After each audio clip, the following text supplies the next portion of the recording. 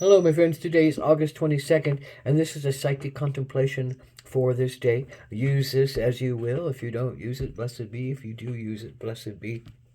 I'm just trying to channel it out into the world for the highest good of all. So this is the lens card for the day. I do psychic readings, by the way. If you look at my credits, give me a call. I do internet one-on-one, as well as work out of Albuquerque. This is the card, the desert, the lens card for the day.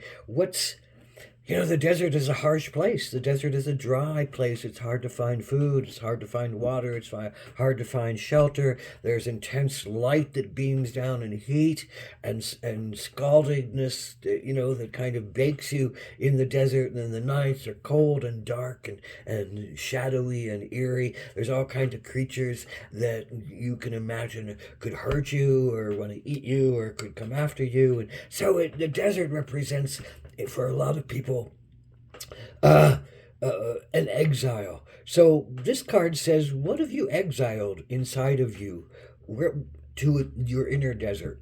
What have you put in your inner desert? What do you exiled there that you're afraid to see and face and feel? What are you afraid to bring out into the light of day? What are you afraid to admit are your questions about being fed, being clothed, having shelter, looking deeply at yourself, and trusting your intuitions, because that's what the night part of the desert is about. Trusting your senses, trust beyond your sight, because you can't see, but you can hear, and you can taste, and you can feel, and you can smell.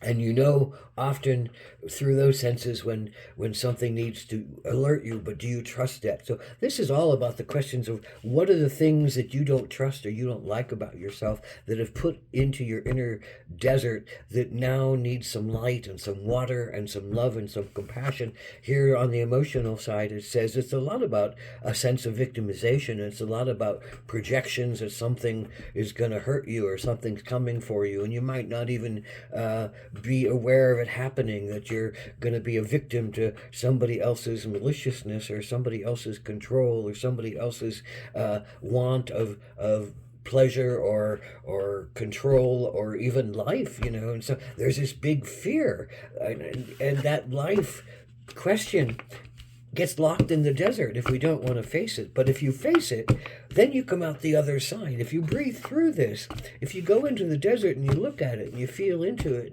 and you open some light onto it, then you become the sorceress, and then become the magician. Then you become a more profound maker of your life in your own sense. Oh.